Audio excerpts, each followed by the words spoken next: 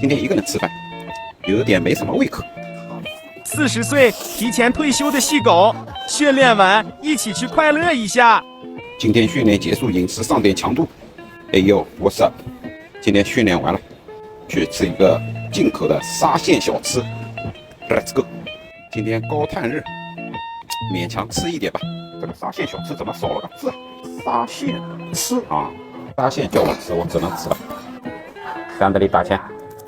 意面、蒜香面包、绿化带、烤鱿鱼、海鲜烩饭、烤鸡腿，先吃点碳水，面包加绿化带。又要开赛车了。饿死了，早饭也没吃，今天空腹训练了一上午。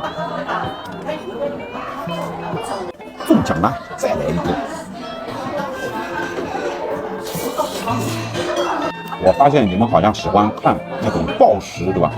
吃很多，光吃一碗面好像没什么浏览量。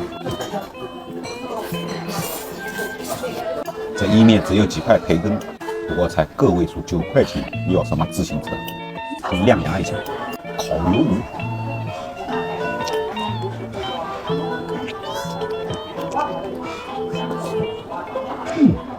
一整条鱿鱼才21，感觉这点好像吃不饱啊。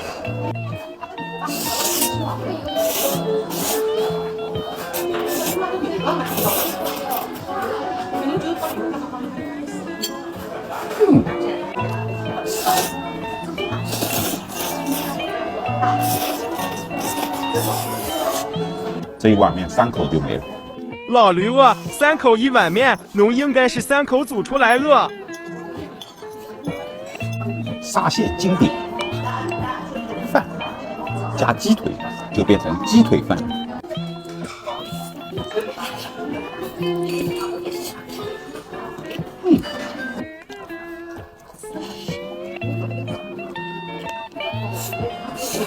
薯饼，我这个人不太喜欢吃油炸的东西，因为不健康。香倒蛮香的，不健康的东西都蛮香的。最近条件不好，吃点菜泡饭，番茄菜泡饭。烫死老子了！这个虾冷冻的，我就不给你们剥了，我自己吃了。这一个饭才15块钱，有鱿鱼，还有虾。沙县不愧是沙县，这勺子太小了，吃起来不酥。今天忘记带我祖传的勺子了。